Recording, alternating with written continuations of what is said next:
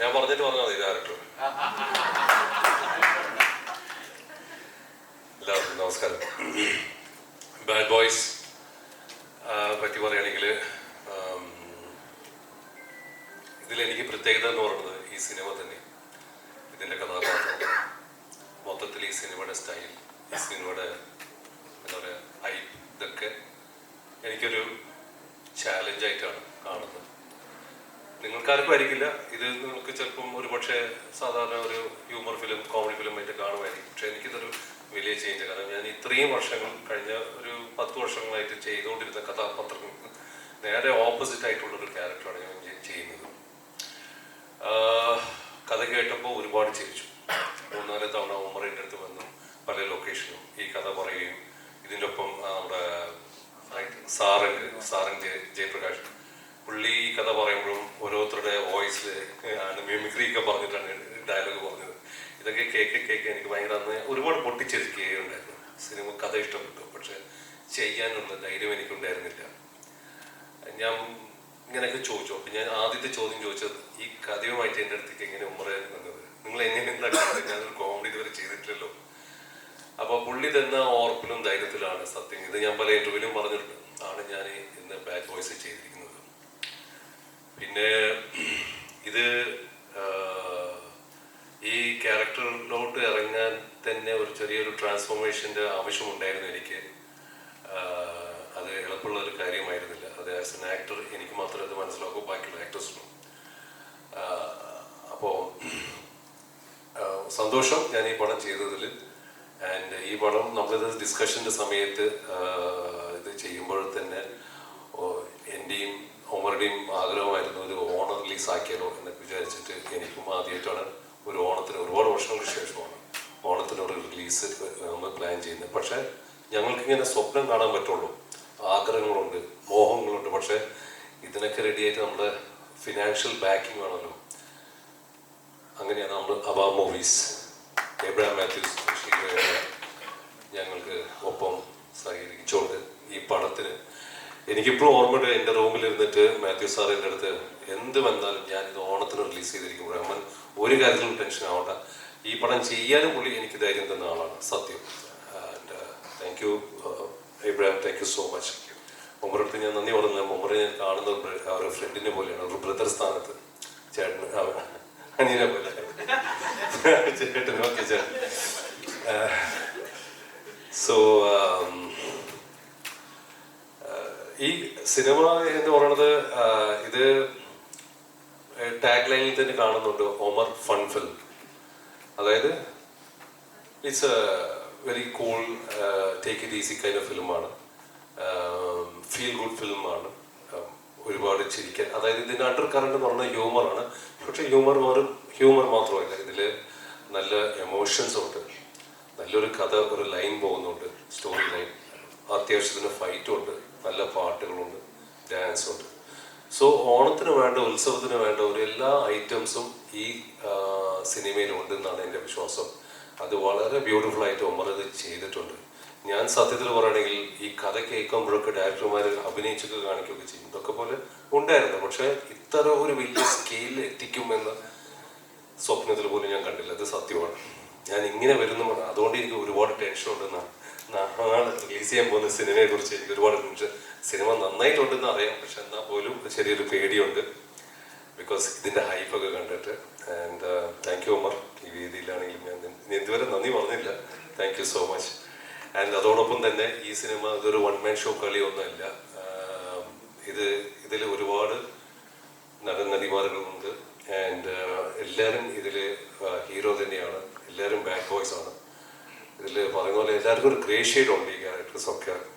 And എനിക്ക് ഇവരുടെ ഒപ്പം വർക്ക് ചെയ്യാൻ ഒരു സ്പേസ് കിട്ടിയത് ഞാൻ ഒരുപാട് ദൈവത്തിനോട് നന്ദി പറയുന്നു. ആൻഡ് ഇവിടെ എല്ലാവരും ഇവരൊക്കെ ഉണ്ട് സിനിമയിൽ. Thank you Bibin, thank you Paul, thank you Tini, thank you Bala, thank you Senthil, thank you Sheelu, thank you for. ആണോ? സോ അതൊക്കെ തന്നെയാണ്. ആൻഡ് ഇനി കഥ പറഞ്ഞ് അപ്പൊ സാറിങ്ങനെ ചിരിച്ചു. എന്നിട്ട് സാറ് ചോദിച്ചു എന്നെ കൊണ്ട് ഇത് പറ്റുമെന്ന് ചോദിച്ചു. അപ്പൊ ഞാൻ പറഞ്ഞു സാറിന് പറ്റും, കാരണം എനിക്ക് ആ ഒരു വിഷൻ കിട്ടുന്നുണ്ട്. പിന്നെ ഞാൻ മനസ്സിലാക്കിയ ഒരു സംഭവം എന്താ വെച്ചാല്, ഇപ്പൊ ഞാൻ ഇതിനു മുന്നേ ചെയ്തത് കോമഡി അല്ലെങ്കിൽ യൂത്ത് ഓറിയന്റഡ് ആയിട്ടുള്ള ഫിലിമാണ്. അപ്പൊ പിന്നെ നമ്മൾ ഒരു പടം 2 പടം ചെയ്ത് കഴിഞ്ഞ് ഇവിടെ നമ്മൾ സ്റ്റാമ്പ് ചെയ്ത് വരും, ഇയാൾക്ക് ഇത് മാത്രമേ പറ്റുള്ളൂ എന്ന് പറഞ്ഞിട്ട്. അങ്ങനെ നമ്മളിലേക്ക് തന്നെ ഓട്ടോമാറ്റിക്കലി ധാരണ ഇൻജെക്ട് ചെയ്ത് ഇവിടെ കേട്ടിട്ടുണ്ട്. ഇവിടുത്തെ മീഡിയാസ് ആണെങ്കിലും അല്ലെങ്കിൽ എന്താണ് ഇതിന് പിന്നിൽ എന്നുള്ളത് മനസ്സിലാവുള്ളൂ. ഇപ്പൊ സാറ് ഇത് ചെയ്ത് കഴിഞ്ഞപ്പോഴാണ് സാറിന് തന്നെ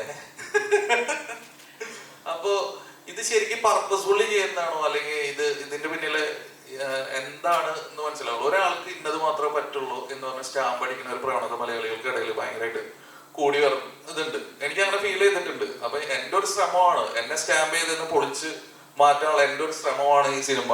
അതിന് എൻ്റെ കൂടെ നിന്ന് Rahman sir, producer Abraham sir, Sheelu, എല്ലാവരും നിങ്ങൾ എൻ്റെ കൂടെ നിൽക്കണമെന്ന് ഞാൻ എന്താ പറയാ അത്രയും ഇതിലാ പറയണത്. പിന്നെ എങ്ങനെ വന്നാലും ബോറടിക്കൂല, പക്ക ഒരു എന്റർടൈനർ ആയിട്ടാണ് ഞങ്ങൾ ഒരുക്കാൻ ശ്രമിച്ചിട്ടുള്ളത്. ഹ്യൂമറും പാട്ടും ഡാൻസും ഒക്കെ ആയിട്ട് പക്ക ഒരു ഓളം, തമിഴ് തെലുങ്ക് പടങ്ങളുടെയൊക്കെ ഒരു ഫ്ലേവറും എല്ലാം കൂടിയിട്ട് മിക്സ് ചെയ്തിട്ട് ഓണത്തിന് ഒരു അത്തപ്പൂക്കളം പോലെ കളർഫുൾ ആയിട്ടുള്ള ഒരു പരിപാടിയാണ് ഇതിലും ഞങ്ങൾ ഒരുക്കിയിട്ടുള്ളത്. നിങ്ങൾക്ക് ഇഷ്ടപ്പെടുന്ന തന്നെയാണ് എൻ്റെ വിശ്വാസം, അല്ലേ വിപിനെ? കലൈ സിംഗം സിംഗം അവിടെ ഒരു ക്യാരക്ടർ ചെയ്തിട്ടുണ്ട്. ഏകദേശം എൻ്റെ സ്വഭാവം തന്നെയാണ് ക്യാരക്ടർ. പ്രൊഡ്യൂസറായിട്ട് അഭിനയിച്ചിരിക്കുന്നു. ഇൻട്രസ്റ്റിംഗ് ഫാക്ടേഴ്സ് ഉണ്ട്. ഞാൻ ഈ ട്രെയിലറില്ല ഡബിങ് പോയ സമയത്തും ഞാൻ കണ്ട ഒരു കാര്യം, ഓണം ഇല്ലയാ, ഓണം ഫെസ്റ്റിവലിൽ നമ്മൾ ഒരു പടം കാണാൻ കയറുമ്പോൾ ഒരു ഫ്രെയിമിലും ഭയങ്കര കളർഫുൾ ആയിട്ടുണ്ട്. പ്രൊഡ്യൂസർ ഹമ്പിളായിട്ട് പറഞ്ഞു ചെറിയ പടം ഒന്നുമില്ല കേട്ടോ, കോടികൾ മുടക്കിയിട്ടുണ്ട്. എനിക്ക് ശമ്പളം കൊടുത്തിട്ടില്ല, ചുമ്മാ പറഞ്ഞത്. I really appreciate. അപ്പം എനിക്കും നിങ്ങൾ ആർട്ടിസ്റ്റ് ഒരു പടം എടുക്കുമ്പോൾ ഒരു ഫ്രെയിമിലും அந்த റിച്ച്നെസ് കൊണ്ടുവരുമ്പോൾ that is called as a festival movie. വരുന്ന ഓഡിയൻസിന് അത് ഭയങ്കര ഒരു ബഹളമായിരിക്കും, സന്തോഷമായിരിക്കും. ആൻഡ് അഫ്കോഴ്സ് റഹ്മാനിക്ക് അവിടെ ഉണ്ട്. എടുത്തു പറയണമെങ്കിൽ ഞങ്ങളൊരു പടം ചെയ്ത് കേട്ടോ, ഐ തിങ്ക് 16 വർഷം മുമ്പ്. ഇപ്പോൾ 16 വർഷം ശേഷം പിന്നെയും ഇപ്പോൾ ഒരു പടം ചെയ്യുന്നുണ്ട്, ഒരു മാറ്റമില്ല, അതേപോലെ ഉണ്ട്. എല്ലാവരും ചോദിക്കാണ് എങ്ങനെ ഈ സീക്രട്ട്. എനിക്ക് അദ്ദേഹം അന്ന് പറഞ്ഞു കൊടുത്ത ഒരു കാര്യമുണ്ട്, എല്ലാ ദിവസവും 3 കിലോമീറ്റർ ഓടുന്നുണ്ട്. എവിടെ വെച്ച്? ദുബായിൽ വെച്ചിട്ടാണ് പറഞ്ഞത്, ഓർമ്മ. അതുമാത്രമല്ല ഞാൻ താമസിക്കുന്ന സ്ഥലത്ത് തന്നെ ഇദ്ദേഹം, അപ്പം ഞാൻ മമത ഒക്കെ ഉണ്ടായിരുന്നു, എല്ലാ ആർട്ടിസ്റ്റിനും വേണ്ടി ഒരു ജിമ്മൊക്കെ റെഡിയാക്കി കൊടുത്തു.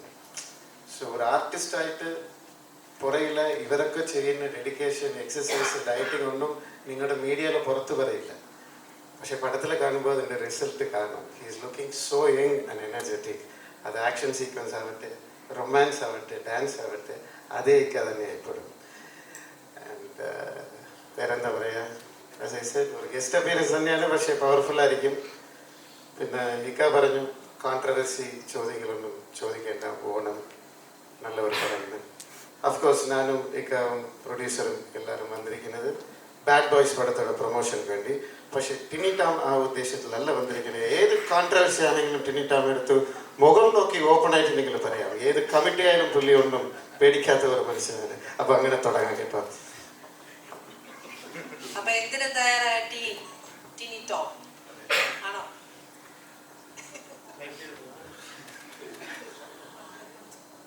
ഞാൻ മലയാളത്തിലെ എല്ലാ സൂപ്പർ സ്റ്റാർസിനോടൊപ്പം സ്ക്രീൻ ഷെയർ ചെയ്തിട്ടുള്ളതാണ്. പക്ഷേ ബാക്കിയുണ്ടായിരുന്ന റഹ്മാൻ സാറായിരുന്നു. സിനിമ കണ്ടു തുടങ്ങിയ കാലഘട്ടത്തിൽ മമ്മൂക്ക, ലാലേട്ടൻ, റഹ്മാൻ സാർ, അങ്ങനെ 3 പേരെയാണ് നമ്മൾ സ്ക്രീനിൽ കണ്ടിട്ട് ഇതിനോടൊരു പാഷൻ തോന്നുന്നത്. അന്ന് ഏറ്റവും കൂടുതൽ ഞാനൊക്കെ ടീനേജ് ആ ഒരു കാലഘട്ടത്തിൽ ഇങ്ങനെ ആകണം എന്നൊക്കെ ആഗ്രഹിച്ചിട്ടുള്ള ഒരാളാണ്. കുറച്ച് വൈകിയെങ്കിലും നല്ല സ്ക്രീൻ പ്രസൻസ് തന്നതിന് അബാം മൂവീസിന് പ്രത്യേക നന്ദി അർപ്പിക്കുന്നു. ഒമർ ലുലുവിനും അതുപോലെ തന്നെ. ഇത് ഞാൻ അബാമിൻ്റെ 3ാമത്തെ സിനിമയാണ്. ആദ്യത്തെ ഷീ ടാക്സി ആയിരുന്നു. അതിനുശേഷം പുത്തൻ പണം മമ്മൂക്കയുടെ പടത്തിലുണ്ടായിരുന്നു. പിന്നീട് വരുന്നത് ഇപ്പോൾ ഈ ബാഡ് ബോയ്സ് ആണ്. ബാഡ് ബോയ്സ് ടീം എന്ന് പറയുന്ന ഇവർ 4 പേരാണ്. ഞാനും ബാലയൊക്കെ ഗുഡ് ബോയ്സ് ആണ്. അപ്പോൾ കുറേ കാലമായിട്ട് നമ്മൾ പറയാറുണ്ട് ഒരു ബെൽറ്റ് ഉണ്ടാക്കണമെന്ന്. ഇതൊരു പുതിയ ബെൽറ്റായിരിക്കും, യാതൊരു സംശയവും വേണ്ട. മലയാള സിനിമയിൽ വരുന്ന ഏറ്റവും പുതിയ ബെൽറ്റായിരിക്കും. ബാലയുടെ നാവ് പൊന്നാവട്ടെ.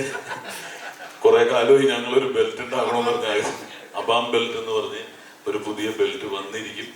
എഴുതി വെച്ചോളൂ. നാളെ കേരളത്തിന്റെ ജനങ്ങൾ ഓണം ആഘോഷിക്കുന്നത് ബാഡ് ബോയ്സിലൂടെ ആയിരിക്കും. എല്ലാ സിനിമകളും നമ്മൾ സപ്പോർട്ട് ചെയ്യുന്ന എല്ലാ സിനിമകളും കാണണം. ഓരോ ദിവസവും ഓരോ ചോയ്സ് ഉണ്ട്. പക്ഷെ ഞങ്ങൾക്ക് പ്രത്യേക സ്നേഹം ബാഡ് ബോയ്സിനോടുള്ളതുകൊണ്ട് ബാഡ് ബോയ്സിലൂടെ ഓണാഘോഷം തുടങ്ങാമെന്നാണ് ഞാൻ ആഗ്രഹിക്കുന്നത്, അപേക്ഷിക്കുന്നത്. All the best. Happy Onam. നമസ്കാരം. ഒരുപാട് സന്തോഷം. ചെറിയ കോൾഡാണ്. ഒരുപാട് അറിഞ്ഞ മുഖങ്ങൾ, അറിയാത്ത മുഖങ്ങൾ, ഒരുപാട് മീഡിയ സുഹൃത്തുക്കളുണ്ട്. ഒരുപാട് നേരം വെയിറ്റ് ചെയ്തതിന് ഒരുപാട് സോറി. നമ്മളങ്ങനെ റഹ്മാനിക്കനെ നമ്മൾ ഇങ്ങനെ കാണണം എന്ന് ആഗ്രഹിച്ച് ഇരിക്കുന്ന ഒരു സംഭവമാണ് അത് ഒമർക്ക് നല്ല രീതിയിൽ കളർഫുള്ളായിട്ട് ചെയ്തിട്ടുണ്ട്. അപ്പോൾ ഒരുപാട് സന്തോഷം റഹ്മാനിക്കൻ അങ്ങനെ കളർഫുള്ളായിട്ട് കാണാൻ. അപ്പോൾ അത് അബ മൂവീസ് നല്ല രീതിയിൽ അത് പ്രൊഡ്യൂസ് ചെയ്തിട്ടുണ്ട്. സോ അത് ഓണത്തിന് വരുന്നു. ഓണത്തിൽ വരുന്ന എല്ലാ സിനിമകളുടെ കൂടെ നമ്മുടെ എല്ലാ സിനിമകളും നല്ല രീതിയിൽ വിജയിപ്പിക്കാൻ ഞാൻ എല്ലാവരും പറയുന്നു. ചോദ്യങ്ങളുണ്ടെങ്കിൽ ചോദിക്കാം കേട്ടോ. Thank you. ബിബിന്റെ ഒരു ഗംഭീര പെർഫോമൻസ് ഉണ്ട്. ജസ്റ്റ് ഒന്ന് ക്യാരക്ടറും കാര്യങ്ങളും ഒന്ന് ജസ്റ്റ് ഒന്ന് കണ്ടിട്ട് നമുക്ക് ക്വസ്റ്റ്യൻസിലേക്ക്. അല്ല, എനിക്കും എൻ്റെ പരിപാടിയെ പറ്റി ഉപരിയായിട്ട് സിനിമയിൽ നല്ല രീതിയിൽ ചിരിക്കാനും നല്ല ഡാൻസും നല്ല പാട്ടും നല്ല ഫൈറ്റും ഒക്കെ ഉള്ളൊരു എല്ലാം കൂടി ചേരുവ അല്ലെങ്കിൽ ഒരു നല്ലൊരു മസാല ഫിലിമാണ് ബാഡ് ബോയ്സ് എന്നേ പറയാനുള്ളൂ. അതിൽ നിങ്ങൾ ബാക്കി പെർഫോമൻസിൻ്റെ കാര്യമൊക്കെ ഈച്ച് ആൻഡ് എവരി വണ്ണിൻ്റെ പെർഫോമൻസ് നിങ്ങൾ കണ്ടിട്ട് തീരുമാനിക്കുക. സിനിമ വലുതും ചെറുതൊക്കെ ആവുന്നത് തിയേറ്ററുകളാണ്. അങ്ങനെ തന്നെ ആവട്ടെ.